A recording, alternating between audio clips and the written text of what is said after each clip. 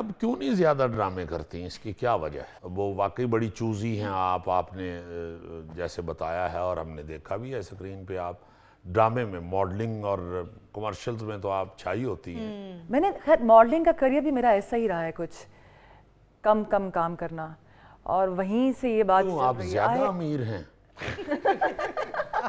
نہیں سیریسلی، مطلب ہوتا ہے نا کہ آرٹسٹ کہتا ہے کہ میں پیسے کماؤں۔ نہیں سہیل صاحب، میں زیادہ امیر نہیں ہوں، لیکن میں مطمئن بہت ہوں۔ مجھے یہ لگتا ہے کہ مجھے زیادہ، اور اطمینان ہی امارت ہے۔ آف کورس وہی سب سے بڑی دولت ہے بیسکلی۔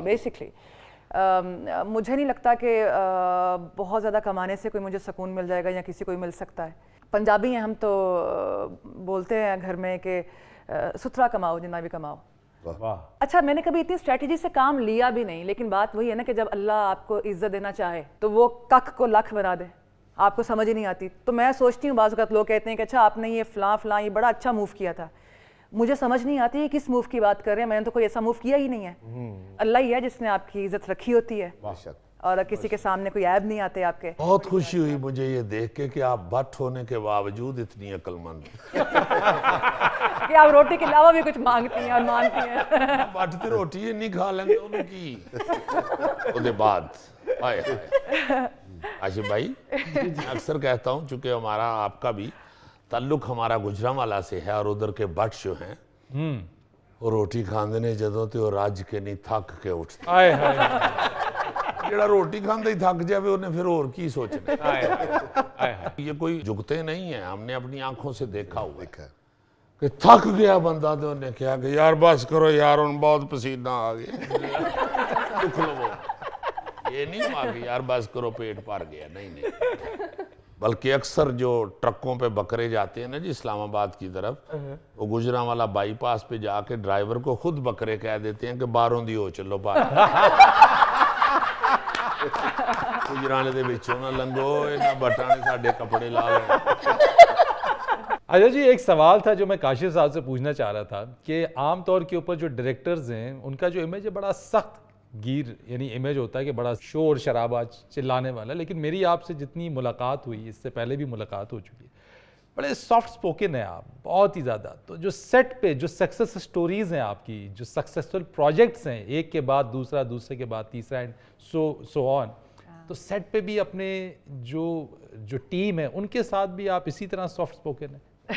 اب یہ تو یہی بتا سکیں گے، مجھے یہ لگتا ہے کہ ڈائریکٹر کو یہ پتہ ہونا چاہیے کہ کیا نہیں کرنا، رادر دین کہ وہ یہ بتائے کہ آپ آرٹسٹ کو کہ آپ نے یہ کرنا ہے۔ اس کو ڈونٹس کا پتہ ہونا چاہیے ڈوز سے زیادہ، کہ بھئی یہاں کریکٹر، کردار، کہانی یہاں ہے، تو اب یہ اتنی آپ کے پاس سپیس ہے تو اس میں آپ رہ کے جو مرضی کریں، اس سے باہر نہ جائیے گا بس۔ تو مجھے لگتا ہے ڈائریکشن اتنی ہی ہوتی ہے کہ آپ کو کہانی کی اور کریکٹرز کے ڈونٹس کا پتہ ہو کہ یہ نہیں ہو سکتا۔ بڑے ٹیکنیکل طریقے سے نا جی یہ ڈائریکشن دیتے ہیں۔ شور شرابہ ہمیشہ وہ کرتا ہے جو کسی کا سودا بیچ رہا ہوتا ہے، منڈیوں لے کے آندے تے وعدہ لا رہے ہوتے ہیں، آدھو دی بات جس کا اپنا سامان ہوتا ہے نا وہ اس کی توجہ اس کی طرف ہوتی ہے، وہ رولا نہیں پاندہ۔ بات سمجھانے کی ہوتی ہے، جو ہم ایکٹرز کام کرتے ہیں اور جب ہم سکرین پہ دیکھتے ہیں کام کرتے ہوئے تو ہمیں حیرانگی ہوتی ہے کہ اچھا یہ میں نے ایسے کیا تھا، کیونکہ وہ سمجھایا ایسے ہوتا ہے کہ سمجھ آ جاتا ہے۔ کاشف بھائی کی ایک لائن ہوتی ہے، وہ کہتی ہے اس کی آنکھ اس جیسی نہ ہو، اس کریکٹر کی آنکھ کیسی ہے، تو وہ آنکھ بدلی ہوئی ہو کہ وہ جو کردار ہے اس کی آنکھ کیسی ہے، کیونکہ یہاں ہوتا ہے کیمرہ، تو سب سے زیادہ جو آنکھ ہے نا وہ بتاتی ہے کہ کریکٹر کیا ہے، اور پھر یہ نہیں بتاتی کہ اس کو یوں چلو یا یوں چلو، یہ کہتا ہے یہ اس وقت اس سچویشن میں یہاں کھڑا ہوا ہے کریکٹر، تو اب دیکھو کہ اس کو کیسے کرو گے۔ تو وہ سمجھانے کا طریقہ ایسے ہوتا ہے کہ ہمیں لگتا ہے ہاں سمجھ میں آ گیا، اور جب کرتے ہیں تو وہ بیسٹ ہوتا ہے۔ تو سمجھانے کی بات جو ہے وہ ہوتی ہے۔ بڑے سے بڑے ایکٹر میرے جن کے ساتھ کام کیے ان کی خواہش ہے کہ وہ کاشف نثار کے ساتھ کام کریں۔ بالکل، میں اس میں ایک بات ایڈ کروں گی کہ جب انہوں نے فون کیا تو میں نے یہ سوچا کہ اچھا اب میں سیٹ پہ جاؤں گی تو مجھے بہت کچھ سیکھنے کا موقع ملے گا ان سے، اتنا بڑا نام ہے، ایسے تو نام نہیں بنا ہوگا، کوئی بڑا آدمی ہے، بڑا ڈائریکٹر ہے، بہت کچھ سمجھائے گا، بتائے گا۔ ایک دن، 2 دن، 3 دن گزر گئے سیٹ پر، اب ہم آخر کی طرف بڑھ رہے ہیں۔ اب ایک دن ان کے پاس میں بیٹھ گئی اور میں نے پوچھا کہ آپ کاشف اب کیا آپ کام سے خوش نہیں ہیں؟ ہی سیڈ تانو کہنے کیا ہے، پنجابی بولتے ہیں سیٹ پر زیادہ تر، ہی سیڈ آپ بالکل ٹھیک کر رہی ہیں۔ پھر مجھے اس دن یہ سمجھ آئی کہ काबिल और बड़ा आदमी वो नहीं होता जो आपको बताए कि आपने बड़ा कैसे बनना है. बड़ा बंदा वो होता है जो आप जो हैं उसको बाहर आने में आपकी मदद करे. अगर ये मुझे तराश खराश करते तो मैं वो करती जो ये समझा रहे हैं.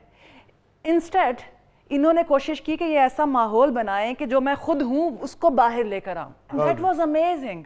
मुझे बाज़ वक़्त ये समझ नहीं आती थी, मैं उनको बोलती थी कि यार मुझे ऐसा तो महसूस करवाया करें कि मैं सेट पर हूँ और एक्टिंग कर रही हूँ. मुझे लगता ही नहीं है कैमरा ऑन है, मुझे लगता है मैं घर में बैठी हूँ और ऐसे बस लाइंस बोल रही हूँ. और I mean he is so amazing to work with.